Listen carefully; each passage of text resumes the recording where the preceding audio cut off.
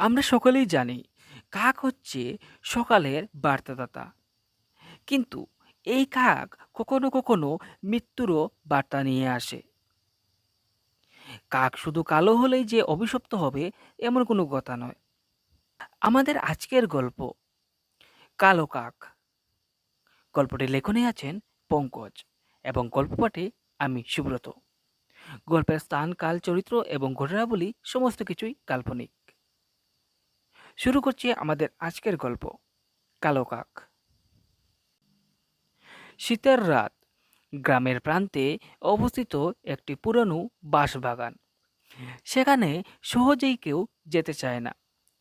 দিনের আলোতে জায়গাটি একটু অদ্ভুত গা চমচমে পরিবেশ তৈরি হয়ে থাকে। আর রাত হলে বাঁশবন থেকে অদ্ভুত কান্নার শব্দ ভেসে আসে সবার কানে। গ্রামের মানুষজন জানে এই জায়গাটা খুবই অভিশপ্ত। এই বাঁশবনের কেন্দ্রে একটা কুয়ো আছে, যেটা অনেক বছর আগেই বন্ধ করে দেওয়া হয়েছে। কথিত আছে বহু বছর আগে ডাকিনী নামে এক মহিলার মৃত্যু হয়েছিল এই কুয়োর পাশে। সে নাকি কালো জাদু করত, আর গ্রামের অনেক লোকের ক্ষতিও করেছিল সে। ডাকিনীর মৃত্যুর পর কুয়ো থেকে এক ঝাঁক কালো কাক বেরিয়ে আসে। সে কাকগুলো আজও বাঁশবনে ঘুরে বেড়ায়। তরুণ ছাত্র দীপঙ্কর শহর থেকে গ্রামে এসেছিল গবেষণার কাজে। সে লোককথা আর গ্রামীণ সংস্কৃতি নিয়ে পড়াশোনা করেছিল। বাঁশবনের ভৌতিক গল্প তাকে খুবই আকর্ষণ করেছিল। গ্রামবাসীরা তাকে সেখানে যেতে নিষেধ করলেও দীপঙ্কর বিশ্বাস করত না এই সব ভূতের কাহিনীতে।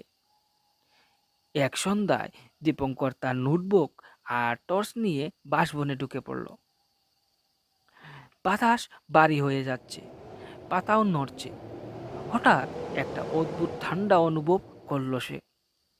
চারিপাশে তাকিয়ে দেখল গাছে এক চাক কালো কাক বসে আছে। তাদের চোখ যেন দীপঙ্করের দিকে স্থির হয়ে তাকিয়ে আছে। দীপঙ্কর কুয়োর কাছে গিয়ে পৌঁছালো। সেটার মুখে পাথর চাপা দিয়ে বন্ধ করা, কিন্তু পাথরটা যেন হালকা নড়ছিল। সে কিছুক্ষণ সেটার দিকে তাকিয়ে রইল। হঠাৎ সে শুনতে পেল এক নারীর চাপা হাসি।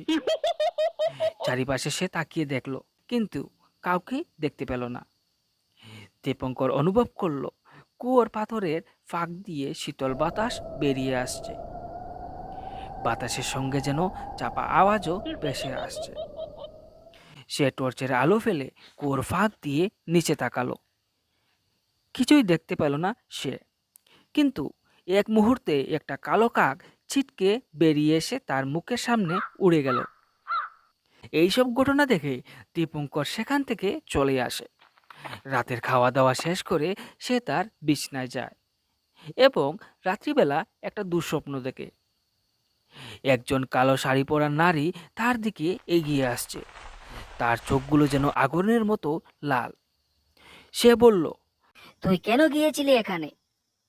এখানে যারা আসে তারা আর ফিরে যেতে পারে না, তুইও পারবি না। দীপঙ্কর এই স্বপ্নটা দেখে চমকে ওঠে। হঠাৎ তার চোখ পড়ে তার ঘরের জানালার দিকে। সে দেখতে পায় একটা কালো কাক বসে আছে তার জানালায়। পরদিন সকালে দীপঙ্কর গ্রামের কয়েকজন বৃদ্ধের সাথে কথা বলে। গ্রামবাসীরা জানালো ডাকিনীর মৃত্যুর দিন থেকেই এই বাঁশবনে অভিশাপ লেগে আছে। যে কেউ এই কুয়োর কাছে বা বাঁশবাগানের কাছে যায়, তারা আর শান্তিতে থাকতে পারে না এবং একসময় তাদের মৃত্যু হয়ে যায়। দীপঙ্কর তাদের কথাতে বিশ্বাস করল না। বাঁশবনে যাওয়ার কয়েকদিন পর থেকেই দীপঙ্করের আশেপাশে অদ্ভুত সব ঘটনা ঘটতে লাগলো। রাতে সে জানালার বাইরে মানুষের ফিসফিসানি শুনত। তার জিনিসপত্র নিজে থেকেই স্থান পরিবর্তন করত। একদিন সকালে সে ঘুম থেকে উঠে দেখল তার বিছানার উপর একটা কালো কাক মৃত অবস্থায় পড়ে আছে। এরপর এক রাতে দীপঙ্কর আরেকবার বাঁশবাগানে গেল। সে কুয়োর পাশে গেল এবং সেই পাথরটা সরানোর চেষ্টা করলো। পাথরটা সরাতেই এক ঝাঁক কালো কাক বেরিয়ে এসে তার চারপাশে উড়তে লাগলো। সে হতবাক হয়ে দেখল এক নারীর ছায়া কুয়ো থেকে উপরে উঠে এসেছে। হঠাৎ সেই নারীটা কথা বলতে শুরু করলো। সে বলল, তুই আমাকে মুক্তি দিলি, কিন্তু তোর আর মুক্তি নেই। দীপঙ্কর আর কখনো গ্রামে ফিরে আসেনি। গ্রামের মানুষেরা বলে বাঁশবনের মধ্যে থেকে মাঝে মধ্যে একটা কালো কাক উড়তে দেখা যায়। সে নাকি দীপঙ্কর। অভিশপ্ত কুয়ো আর ডাকিনীর প্রেতাত্মা তাকে বেঁধে রেখে দিয়েছে চিরদিনের জন্য। এখনো রাতে বাঁশবনের দিকে তাকালে কেউ কেউ দেখতে পান কুয়োর পাশে একজন তরুণ দাঁড়িয়ে আছে। তার চোখে ভয় আর অনুশোচনার ছাপ। সে কাকের ঝাঁক তার চারপাশে ঘুরে বেড়াচ্ছে, যেন তাকে অভিশপ্ত করে বন্দি করে রেখেছে। আপনারা এতক্ষণ শুনছিলেন আমাদের আজকের গল্প কালো কাক। গল্পটি লিখেছিলেন পঙ্কজ এবং গল্প পাঠে আমি সুব্রত। সবাই ভালো থাকবেন, সুস্থ থাকবেন। শুভরাত্রি।